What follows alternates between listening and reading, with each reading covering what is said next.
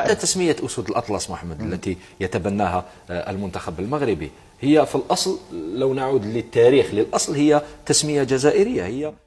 Salam tout le monde, bienvenue sur votre chaîne d'actualité Maroc 24. Si vous appréciez nos vidéos, je vous invite à liker, commenter et partager notre contenu. Aujourd'hui, mardi 3 janvier 2023, on a choisi de vous parler d'une énième preuve de la folie obnubilée de l'Algérie envers le Maroc. Cette fois-ci, les Fennecs du désert veulent être les lions de l'Atlas.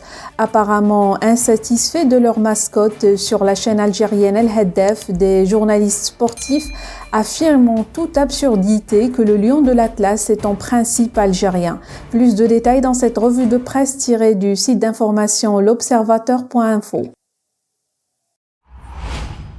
La réussite de l'équipe nationale marocaine de football au mondial du Qatar, on le sait, n'a pas été bien accueillie en Algérie.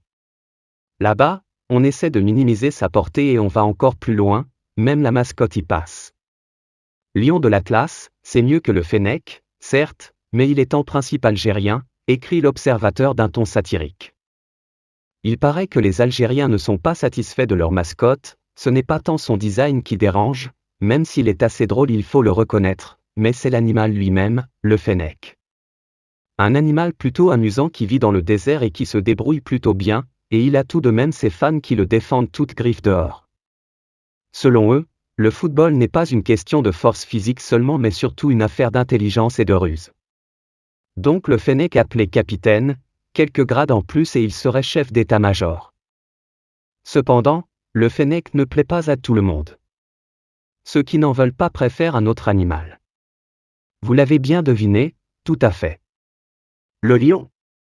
Pas le lion du Kenya ou de la Teranga, non, on veut le lion de l'Atlas ou rien. Et c'est ainsi qu'un journaliste a expliqué à la télé que l'appellation lion de l'Atlas devrait être celle de l'équipe algérienne de football, parce que les montagnes de l'Atlas étaient algériennes à plus de 70%. Et le lion a vécu en Algérie jusqu'au début du XXe siècle. On montre même une photo d'un lion prise par quelqu'un il y a plus d'un siècle. Mais comme il n'y a rien qui indique que c'est en Algérie, eh bien peu importe. Ceci dit, le Maroc peut tout aussi bien revendiquer le Fennec, il n'y a que lui et la France à illustrer des timbres avec cet animal, raille l'Observateur. Quand on veut démontrer, on y va à fond et ça plaît au public. On aime penser que les Marocains ont tout copié sur les Algériens, une thérapie de groupe contre les diverses pénuries. Mais est-ce qu'on peut encore adopter ce nom? Malheureusement, non. C'est déjà pris et on est condamné à rester Fennec.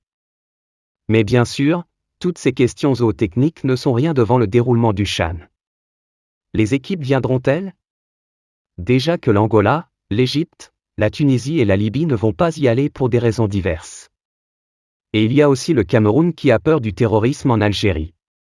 Quant au Maroc, qui attend la réponse officielle de la Confédération africaine de football à sa requête d'aller à Constantine par un vol direct de la Royal Air Maroc, le transporteur officiel des lions de l'Atlas marocain, pour ne pas confondre avec les lions de l'Atlas algérien, après que l'Algérie a transmis officiellement à la CAF son refus des conditions de participation du Maroc à l'édition 2023 du CHAN.